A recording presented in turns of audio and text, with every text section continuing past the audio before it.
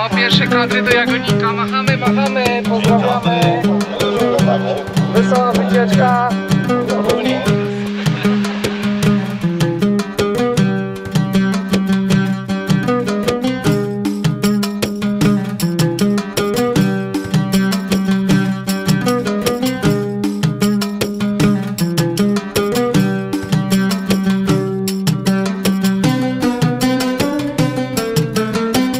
Witamy wszystkich czytelników Jagodnika.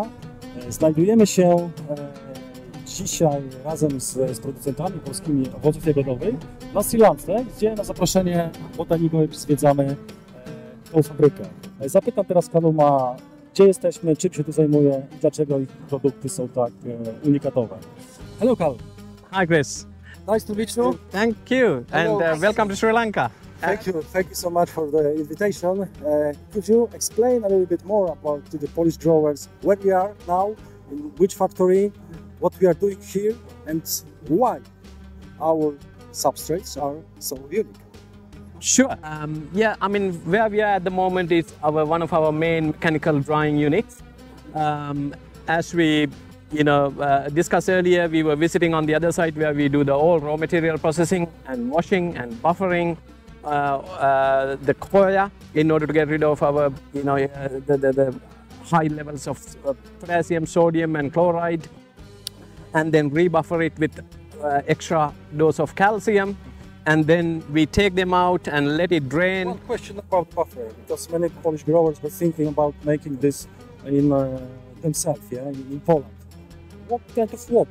What quality of water will you have here? Because in Poland we have PC around 0.6, which is not the best for making this process. Good question, Chris. Again, here, I mean, one of our biggest resources, from raw material, and then the next resource is water. We have access to very good quality water here. The other water's conductivity is around 0.1. Max 0.15 in the drier months, because as you can see we have the river on the other side. We have no problem during dry months for us to take any amount of water that we require, but having said that, we are very careful and we are cautious about the volume of water we use. So the water is a key ingredient. So when we wash and buffer it in our washing bunkers and pits, you see in the way we shower it, the keeps moving up and down. It's taking all these extra high levels of sodium, potassium completely out of the substrate. Whereas if you use the bag with unbuffered material and trying to buffer it using drippers, giving calcium and trying to flush it, that water will not, calcium will not go to each and every corner of the bag. So that makes it a little bit difficult and takes longer to buffer. Whereas here we do a full barium chloride analysis before we take the material out and dry here. So you can be sure it's EC is really low, high in calcium. Those elements are below the RHP levels, and so yeah, it's a peace of mind. So you know that your plants get the best start at the beginning. Yeah. Generally, in every country, the producers of berries have headache with many things, many things. Absolutely. Make stress, So if we are able to remove just even one, that's a massive support in many ways. So yeah, it is very important to make sure that you use the right substrate, which is properly buffered with calcium. Otherwise, once you plant into the bag and finding extra salts and high EC and trying to flush it throughout using the drippers, it makes the job a little bit difficult.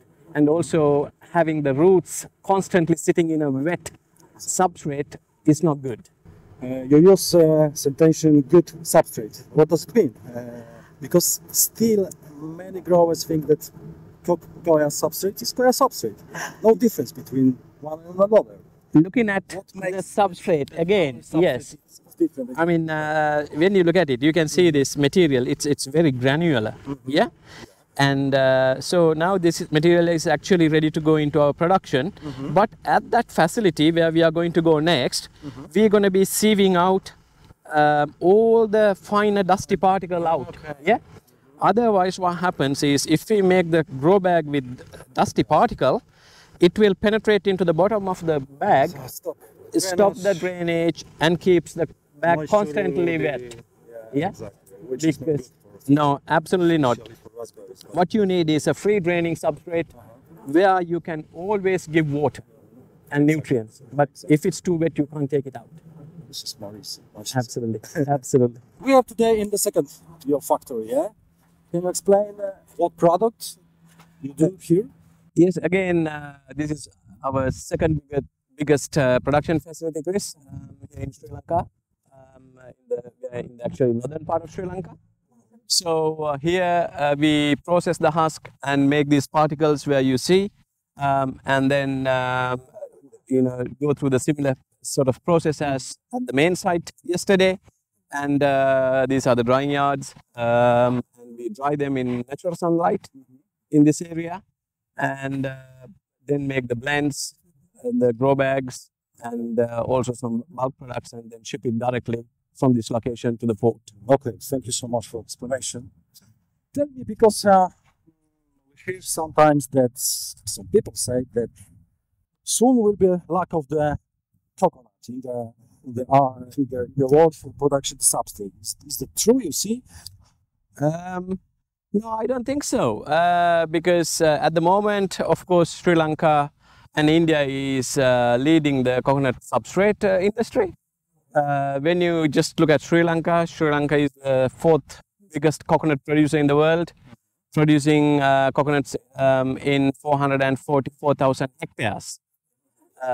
Then again, when you look over to the other side, our neighbor India, they have 6 times more production. They have 6 times. So they produce 18 billion coconuts, whereas Sri Lanka is only 3 billion coconuts per annum. So then you have Philippines, the second biggest producer, again around 18 to 19 billion coconuts. And then number 1 is Indonesia, close to around 20 billion nuts. So those 2 places are hardly producing any substrate at the moment.